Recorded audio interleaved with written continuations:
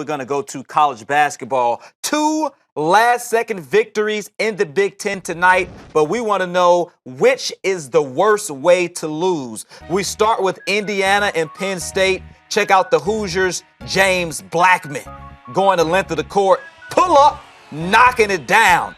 Game winner at the buzzer. Penn State had gone on a 17-4 run, but they fall 78-75 on that one at the buzzer from Blackman.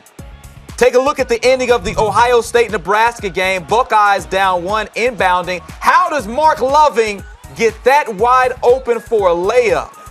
Ohio State beats Nebraska 67-66 on the road. So, Dylan, I ask you, for the teams that lost, Nebraska in this one, Penn State in the other one, which one was more painful? Man, I'm going to say Nebraska because I think it was a blown call. I think, it was a nice play that Thad Matta drew up for the Buckeyes there. But I think off the ball on that one screen, you get a little push off, and that's why the defender falls down. I'm sure that's part of the play, part of the slip and move is the little push off. If you watch right there, it's a little bit of a push. It's really a good play and a lot of movement going on.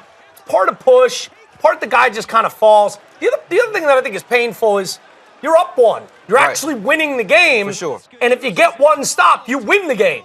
And it's like off of an out-of-bounds play. Yeah. So your defense is kind of set. Right. Penn State is kind of helter-skelter. And you never want to give up a hoop on an out-of-bounds play for a layup. Right. Point blank. If you pack the paint and all of a sudden they run something, some guy hits something deep. You can live with that. You can live with that. But it's definitely painful for Penn State because of the big run they made to get back in the game.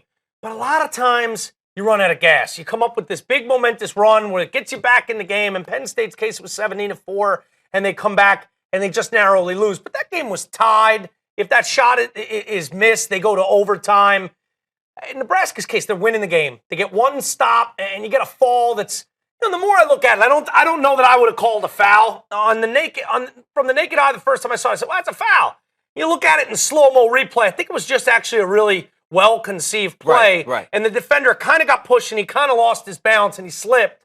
It happens. It happens all the time. Guys lose their footing, but to do it at that moment, that critical moment, to give up that zone, that area right under the paint, and gift them a game-winning layup when you're up 1 and a stop gets you the victory, I think Nebraska really, and that game was at home for them too, fans.